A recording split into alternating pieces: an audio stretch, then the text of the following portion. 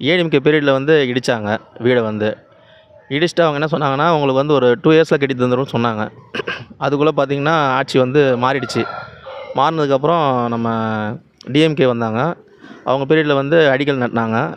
அடிக்கல் நட்டி இப்போ வரைக்கும் ஒரு வேலை நடக்கலை, அப்படியே இருக்குது. யாருன்னு வந்து அடிக்கல் நாட்டுனதுக்கு டிஎம்கே சார்பா? திரு உதயநிதி ஸ்டாலினும் சேகர்பாபு ஐயாவும் வந்து அடிக்கல் நட்டினாங்க. சரி, அடிக்கல் நாட்டு பிறகு அடுத்த நடவடிக்கை 4 வருஷமாக சொல்லுங்கள், 4 வருஷமாக எந்த ஒரு நடவடிக்கையும் எடுக்கலையா? இல்லை உங்களை வந்து எதுவுமே அந்த அதிகாரிகள் வந்து எதுவும் கேட்கலையா?